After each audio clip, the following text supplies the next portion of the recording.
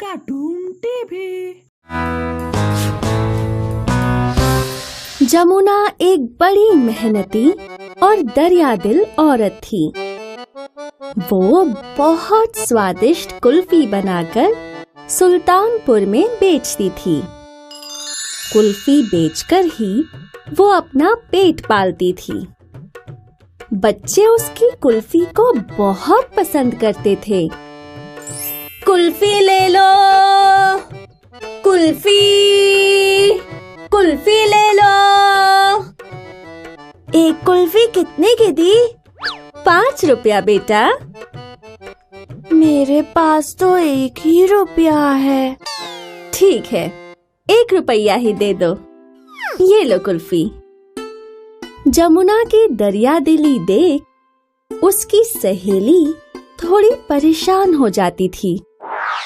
जमुना, अगर तुम इतने सस्ते में कुल्फी बेचोगी तो तुम्हें बहुत घाटा होगा। तुम अपना घर कैसे चलाओगी? मुझे तो बस इन बच्चों को ये कुल्फी खाता देख ही खुशी होती है।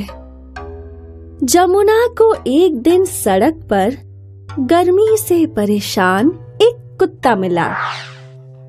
जमुना ने उसे भी एक कुल्फी खिलाई। अब वो कुत्ता जमुना के साथ ही रहने लगा। जमुना कुल्फी बेचने जाती तो वो भी उसके पीछे पीछे गली गली में जाता था। जमुना की स्वादिष्ट कुल्फी धीरे धीरे पूरे सुल्तानपुर में प्रसिद्ध हो गई। सब बच्चे अब सिर्फ उसी से कुल्फी खरीदकर खाते थे। बच्चे उसे प्यार से जमुना मासी बुलाने लगे। जमुना मासी आ गई। पहले मुझे नहीं, पहले मुझे दे दो। अरे एक एक करके आओ बच्चों, सबको कुल्फी दूंगी। आज बहुत सारी कुल्फी बनाकर लाई हूँ। जमुना की कुल्फियों की बढ़ती बिक्री से आइसक्रीम बेचने वाले हरिया को बहुत जलन होने लगी, क्योंकि अब सब बच्चे उसकी आइसक्रीम की जगह जमुना से कुल्फी खरीदने लगे थे। हरिया ने अपनी आइसक्रीम की बिक्री बढ़ाने का एक तरीका निकाला। अरे जमुना बहन, कब तक गली गली सर पर ये बोझा रखकर घूमोगी? एक काम करो, अपनी सारी कुल्फी मुझे बेच दिया करो। नहीं हरिया, मुझे खुद बच्चों को कुल्फी बेचना अच्छा लगता है। तुम्हारी मर्जी, मैंने तो सोचा था कि तुम्हारा काम आसान कर दूं।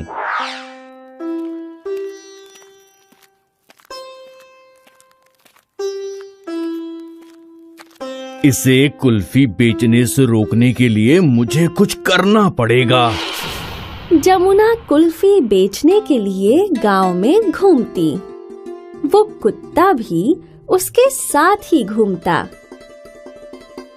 जमुना एक गली से गुजरते हुए कुल्फी की आवाज लगाती है।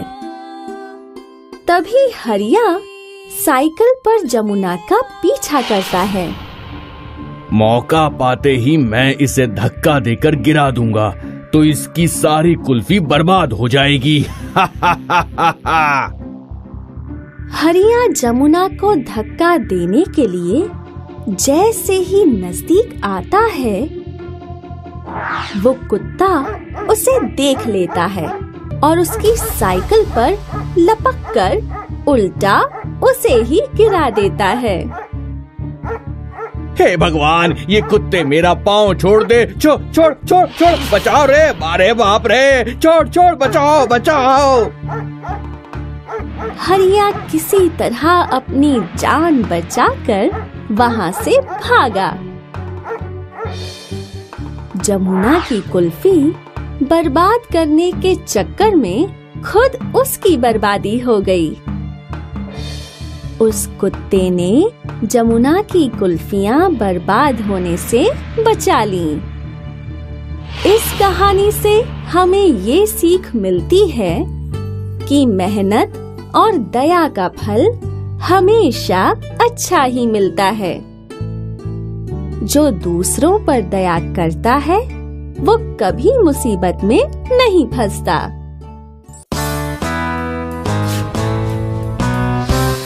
ये कहानी है विमला आइसक्रीम वाली की। विमला अपनी आइसक्रीम के लिए मशहूर थी। मुझे ऑरेंज फ्लेवर चाहिए और मुझे लेमन और मुझे तो स्ट्रॉबेरी फ्लेवर चाहिए। हाँ हाँ, सबको दे रही हूँ। विमला के हाथ में हमेशा एक घंटी हुआ करती थी। जैसे ही वो घंटी बजाती, गली मोहल्ले के सारे बच्चे उसके पास भागे चले आते। इस शहर में एक आइसक्रीम की दुकान की थी, लेकिन कोई बच्चा वहाँ नजर नहीं आता था। न जाने इस विमला ने बच्चों पर क्या जादू किया है, हमारी आइसक्रीम कोई खाता ही नहीं है। तभी विमला वहाँ से गुजर रही थी। अरे ओ विमला, बोलिए। ऐसा क्या खास है तेरी आइसक्रीम में? वो भला मैं आपको क्यों बताऊं? अच्छा छोड़, एक आइसक्रीम ही दे दे। आपके पास इतनी सारी आइसक्रीम है, वही खाइए। आइसक्रीम की दुकान वाला हक्का बक्का रह गया और विमला वहाँ से चली गई। अब दुकानदार सोच में पड़ गया कि कैसे वो विमला का कांटा निकाले। कोई तो रास्ता होगा इस विमला की बच्ची से निपटने का। अगले दिन फिर विमला ने रोज की तरह आइसक्रीम बना ली और आइसक्रीम बेचने निकल पड़ी। विमला की घंटी सुन सारे बच्चे उसी की ओर खींच कर चले आए। विमला ने एक एक करके सारे बच्चों को आइसक्रीम दी। आज विमला का व्यापार अच्छा चल रहा था। लगता है आज दोपहर तक सब आइसक्रीम खत्म हो जाएगी। और वैसा ही हुआ। विमला ने भरी दोपहर में अपनी आखिरी आइसक्रीम बेची और अब वो खाली डिब्बा लेकर आइसक्रीम की दुकान के बाहर से गुजर रही थी। देखो, मेरी तो सारी आइसक्रीम बिक गई और मेरी सारी पड़ी पड़ी सड़ रही है। अब तुझे क्या पता कितना नुकसान होता है मुझे। काश मेरे पास भी कोई तेरी तरह होता जो घूम घूम कर आइसक्रीम बेचता। और तभी दुकानदार को एक युक्ति सूझी। सुन विमला, इसमें तेरा भी मुनाफा है और मेरा भी। वो कैसे? ये मेरी आइसक्रीम तू गांव भर में घूम घूम के बेच दे, मैं तुझे आधे पैसे दूंगा। कम से कम मेरा नुकसान तो नहीं होगा। विमला ने थोड़ा सोचा।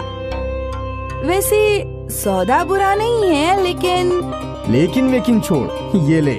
दुकानदार ने विमला को डिब्बे में अपनी आइसक्रीम भरना शुरू कर दिया और फिर विमला निकल पड़ी आइसक्रीम बेचने। और हमेशा की तरह बच्चों ने विमला से आइसक्रीम खरीदना शुरू कर दिया। शाम तक विमला ने सारी आइसक्रीम बेच दी थी। ये लो भाई, आज की कमाई। अरे वाह वाह, कितने दिनों से ये आइसक्रीम मेरी दुकान में पड़ी थी, तूने तो एक ही दिन में सारी आइसक्रीम बेच दी। ये ले तेरा हिस्सा। विमला को अच्छे खासे पैसे मिले और ये देख वो बहुत खुश थी। विमला अपने घर गई और आज वो खुशी से नाच रही थी। कुछ देर बाद उसके दरवाजे पे जोर जोर से ठक ठक होने लगी। विमला, दरवाजा खोलो, दरवाजा खोलो। आई। विमला ने दरवाजा खोला और देखा कि बहुत सारे गांव वाले हाथों में लाठी लिए खड़े थे। अब्बा, क्या बात है? तुम हमारे बच्चों की जिंदगी के साथ खेल रही हो। तुमने उन्हें कीड़े वाली आइसक्रीम खिलाई। नहीं, मैं भला ऐसा क्यों करूँगी? तो क्या हम झूठ बोल रहे हैं? ये देखो, ये तुम्हारी ही आइसक्रीम है ना? विमला ने वो आइसक्रीम देखी और उसे याद आया कि वो तो आइसक्रीम की दुकान वाली आइसक्रीम थी। वो तुमसे ऐसी उम्मीद नहीं थी। तुम हमारे बच्चों की जान के साथ खेल रही हो। कल से गांव में तुम्हारी आइसक्रीम कोई भी नहीं खरीदेगा। सरपंच गुस्सा होकर वहाँ से चला गया और साथ ही सारे गांव वाले। फिर विमला वहीं बैठकर रोने लगी। कितनी बड़ी बेवकूफ हूँ मैं। कम से कम आइसक्रीम बेचने से पहले उसे देख तो लेती। लालच ने मुझे अंधा बना दिया था। बेवकूफ हूँ मैं। विमला को अपने लालच पर पछतावा हो रहा था, लेकिन बाद पछताए क्या हो जब चिड़िया चुग गई खेत। इसीलिए बच्चों कहते हैं, लालच बुरी बला है।